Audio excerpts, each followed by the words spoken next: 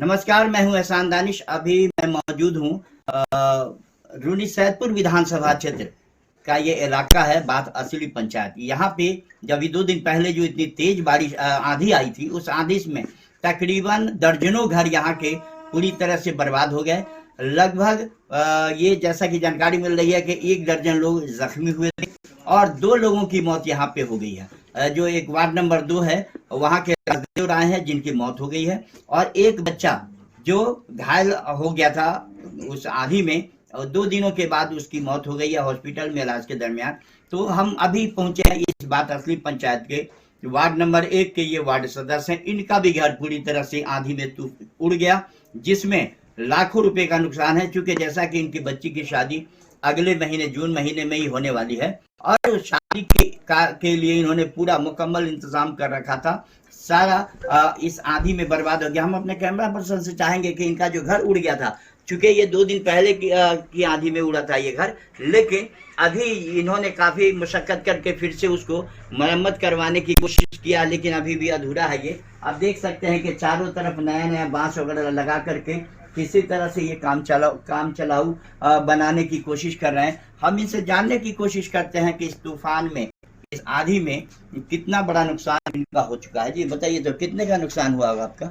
मेरा 4 लाख का नुकसान हुआ है सर। जी, शादी का क्या क्या खरीदारी की हुई? सब टोटल खरीदारी था सर। जी जी, सारा सामान जी जी जी तहस नहस हो गया। जी पूरा ये हो गया। अब ये जो अंचलाधिकारी हैं, सीओ वगैरह आए हुए थे? जी नहीं, कोई नहीं आए हुए थे। कोई नहीं आए थे। जो विधायक है यहाँ के, कौन है यहाँ के विधायक? सैदपुर के ये है पंकज मिश्रा जी।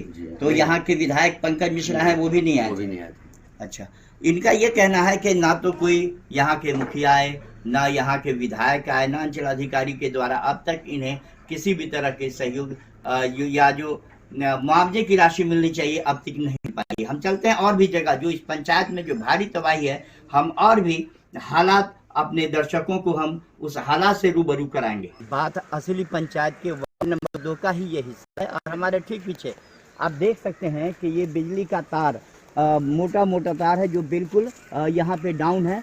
ये बांस का पूरा ये जो है पेड़ पूरी तरह से ये ज़मीन पे आ गया है, और उसकी वजह यह है कि आप देख सकते हैं कि ये बिजली का जो पोल है टूट करके ये गिर चुका है। आप देख सकते हैं कि इसकी वजह से यहाँ पे आवागमन भी पूरी तरह से बाधित हो चुका है। हम आगे हम चाहेंगे और भी चल करके हम दिखावें अपने दर्शकों को कि किस तरह से यहाँ के लोगों का कितना बड़ा नुकसान हुआ है। आप देख सकते हैं कि ये सामने बड़ा बड़ा पेड़, जो आम का पेड़ है, वो बीच सड़क पे ही टूट करके गिर गया है, जिसकी वजह से बिजली का तार, बिजली का पोल वो भी टूट करके गिर गया हुआ है। हम यहाँ के लोगों से जो अभी यहाँ पे जिनका पेड़ गिरा हुआ है, वो लगातार इसकी कटिंग करके रास्ते को चालू करने में लगे हुए हैं, बड़ी मशक्कत कर रहे हैं। क्या नाम हुआ आपका? सर मेरा नाम राम नरेश राय हुआ। ये आंधी में जो गिर गया है जी, ये फिर आप कैसे इसको ठीक ठाक कर रहे हैं? सर वही उसी दिन से लगे हुए हैं। देखते हैं हाथ उथ में पूरा में फोका, पूरा के काट के रास्ता क्लियर कर रहे हैं। अब क्या करें सर, झटका मारता है डर से, मतलब डर लगता है। इसमें बिजली का पर बिजली नहीं है, कनेक्शन अभी नहीं है? जी नहीं, बिजली कटा हुआ है। जी जी। चलिए, अच्छा, अंचल कार्यालय से कोई सीओ वगैरह आया? कोई नहीं आए अभी तक कोई नहीं आए हैं। अच्छा, पंचायत के जो मुखिया हैं आपके, जी, वो आए थे क्या? वो पंचायत के मुखिया आए हुए थे उसी रोज। अच्छा, जिस रोज जो वहाँ पे एक मर्डर हो गया, जी, उसी रोज आए हुए थे। उसके बाद कहाँ पर कल्हे साइड ये भी आए हुए थे विधायक जी। कौन के साथ? तो भाजपा, ये तो रूनी सैदपुर विधानसभा का है ना? जी जी। तो रूनी सैदपुर के विधायक पंकज मिश्रा जी हैं? जी नहीं, वो नहीं आते जी नहीं। अब इतनी बड़ी तबाही इस पंचायत में हो, और हम अपने दर्शकों को ये बताना चाहेंगे कि सीतामढ़ी जिला में एकलौता ये ऐसा पंचायत है जहाँ पे इतनी बड़ी तबाही हुई है। दर्जन भर लोग जख्मी हुए हैं, 2 लोगों की मौत हो चुकी है। क्या हुआ बताइए आपके साथ? मुसीबत में है और क्या। आपका कितना नुकसान हुआ है? बहुत ज़्यादा, पूरा दाना पानी भी नहीं है कि हम खाएं। 2 रोज से भूखे हैं, 3 रोज से भूखे चलते हैं, पानी पी करके रहते हैं। लोग चाय पिला देते हैं, नमाज पढ़ने जाते हैं, मस्जिद में आजान देते हैं, लोग जहाँ जाते हैं वहीं खिला देते हैं। मस्जिद के मुअज्जिन भी। अच्छा, मस्जिद के मुअज्जिन भी हैं? जी जी। जो भी मुखिया वगैरह हैं अपने गांव के, उन लोगों से सहायता वगैरह कुछ मिल रहा है, मदद मिल रहा है? कुछ नहीं, एक गिलास पानी का वो इंतजाम नहीं हो रहा, नहीं मिल रहा। क्या नाम हुआ आपका? देबू राय, कहाँ घर है? बात असली, पंचायत बात असली, वार्ड नंबर 2। वार्ड नंबर 2 में। ये जो बड़ा बड़ा पेड़ सब गिरा हुआ है, कैसे गिर गया है? ये सब ये आंधी में गिरा है, तूफान में सर। तूफान में गिर गया है। अच्छा, कितना नुकसान हुआ होगा यहाँ के किसानों को? तो बहुत नुकसान है, कितना हम बतावे, मतलब कि इसका आंकड़ा लगाइए, आप अपने से आंकड़ा लगाइए कितना का नुकसान हुआ होगा जी परिस्थिति देख करके। जी जी, जगह जगह मैं देख रहा हूँ कि हर जगह पेड़ वगैरह टूटा हुआ है चारों तरफ।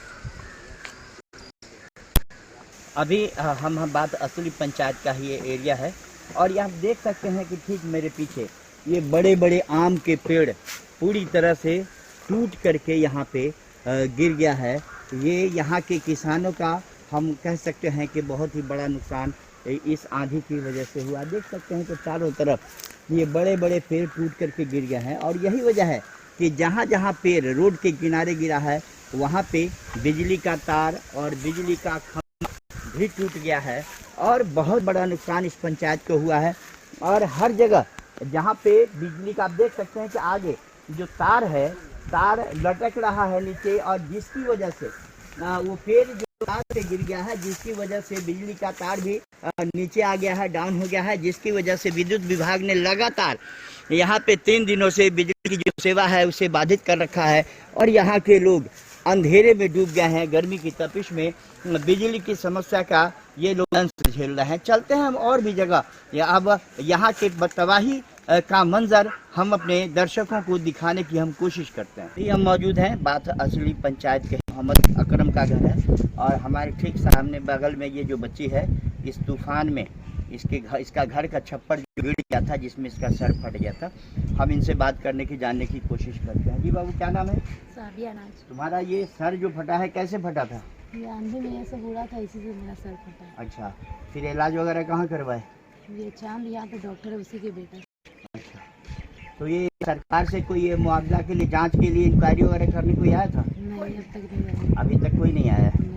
जैसा कि इन्होंने बताया कि इनके घर का ये छप्पर पूरी तरह से उड़ गया था, जिसमें ये बच्ची जख्मी भी हो गई थी, लेकिन अभी तक अंचल कार्यालय नानपुर से अभी तक कोई भी पदाधिकारी या कर्मचारी हालात का जायज़ा लेने यहाँ नहीं पहुँचे हैं। अभी हम चलते हैं और भी जगह जहाँ पे हालात इससे भी ज़्यादा भयावह है, वहाँ के हालात को हम अपने दर्शकों को रूबरू कराने वाले हैं। अब हम पहुँच चुके हैं असली पंचायत के वार्ड नंबर 2 में, और ये हमारे ठीक पीछे एक मिल है। आप देख सकते हैं कि मिल पूरी तरह से उड़ करके तहस-नहस हो चुका है। यहाँ पे इतना मजबूत बिजली का जो पोल है वो टूट करके गिर चुका है, और ये पूरी तरह से आप देख सकते हैं कि ये लटक गया हुआ है यहाँ का बिजली का तार। और यही वजह है कि इस आंधी तूफान के बाद पिछले 3 दिनों से लगातार इस पूरे पंचायत के साथ साथ आसपास के इलाके में बिजली पूरी तरह से गायब है। हैरत की बात तो यह है कि इतनी बड़ी तबाही के बाद विद्युत विभाग कान में तेल डाल कर के सोया हुआ है, और अभी तक इसकी ये जिम्मेदारी बनती है कि वो युद्ध स्तर पे काम करके पोल को खड़ा करके और यहाँ पे बिजली की व्यवस्था को बहाल करे, क्योंकि गर्मी की तपिश बहुत ज़्यादा है, और इस गर्मी में जो ये धूप है और उसमें बिजली का गायब होना ये वाकई बड़ा ही कष्टदायक है। हमारे ठीक पीछे आप देख सकते हैं कि एक बड़ा सा पेड़, आम का बड़ा सा पेड़ है, तार का पेड़ है, वो सारा इस तूफान की वजह से ये गिर करके बर्बाद हो चुका है। हमारे साथ में वार्ड नंबर 2 के वार्ड सदस्य हैं, हम उनसे भी जानते हैं। क्या नाम हुआ आपका? प्रमोद राय। क्या क्या नुकसान हुआ है आपकी पूरी पंचायत में? पूरा बहुत ज्यादा, सबसे ज्यादा नुकसान इस पंचायत में। जी, कितना घर गिरा होगा? बहुत अनगिनत है, छत फट के भी गिरा है, लेकिन ज्यादातर एलिवेस्टर, खपरा, फूस का मकान एक भी नहीं। जी, इनका साहब कहना है कि जो गाछी गरीब लोगों का है। सबसे बड़ी बात है कि फूस का जो घर है वो गरीबों का ही होता है, अमीर का घर फूस का नहीं होता है। तो गरीब का जो भी घर छप्पर का था या एलिवेस्टर का था वो पूरी तरह से बर्बाद हो चुका है। तकरीबन सैकड़ों की तादाद में यहाँ का जो घर है वो बर्बाद हुआ है। हम और भी लोग इसी वार्ड नंबर 2 में ही, राजदेव राय जिसकी मौत हो गई है, उसके घर पे उसका छप्पर गिर गया, जिसके वजह से उसका सर फट गया। उस व्यक्ति की मौत घर में ही हो गई है। अभी हम चलते हैं, उसके घर वालों से हम बात करते हैं कि स्थानीय प्रशासन या यहाँ के जो विधायक हैं रूनी सैदपुर विधानसभा के जो विधायक हैं पंकज मिश्रा, उनके द्वारा अब तक क्या क्या सहयोग इन लोगों को किया गया है, हम चल करके उन लोगों से बात करने की कोशिश करते हैं। अब हम पहुंच चुके हैं वार्ड नंबर 2 के उस हिस्से में जहां पे राजदेव राय की मौत इस आंधी के दिन हो गई थी।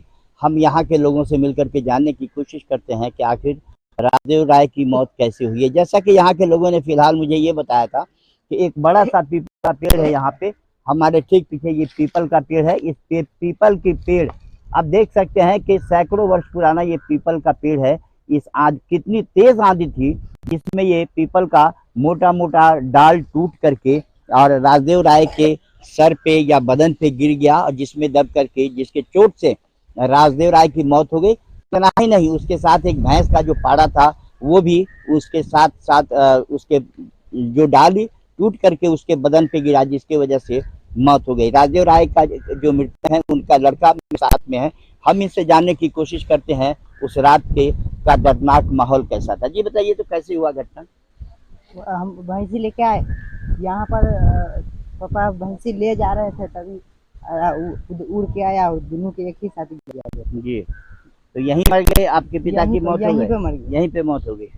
अच्छा, जैसा कि ये कह रहे हैं कि राजदेव राय भैंस लेकर के तूफान के बाद, जब तूफान तेज हो गया तो भैंस लेकर के वो भाग रहे थे, अपने घर में जा रहे थे, तभी ये कहर बन करके ये पीपल का पेड़ उनके शरीर के ऊपर, उनके जिस्म के ऊपर गिरा, और उस पेड़ के का चोट इतना तेज था कि राजदेव राय के साथ साथ जो उनका भैंस था वो भी इसमें मर करके अब मर गया। वो कितना दुखद ये घटना है। लेकिन इतनी बड़ी घटना के बावजूद हैरत इस बात की है कि यहाँ के प्रशासन कितने निष्क्रिय हैं कि अब तक प्रशासन के द्वारा इन लोगों को किसी भी तरह का कोई राहत नहीं दिया गया है।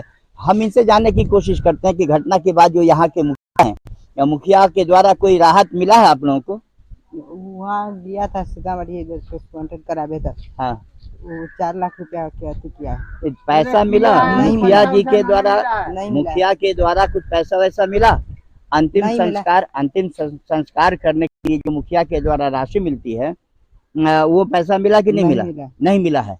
अब आप इस बात से आप अंदाजा लगा सकते हैं कि मुखिया के पास जो फंड होता है कि किसी भी व्यक्ति के संस्कार के लिए मुखिया के पास वो कोष होता है जिससे राहत, जिससे वो मृतक के परिजनों को दिया जाता है, जिससे उसका अंतिम संस्कार किया जा सके। लेकिन मुखिया के द्वारा अब तक ये भी काम नहीं किया गया। वाकई ये कितने दर्द की बात है।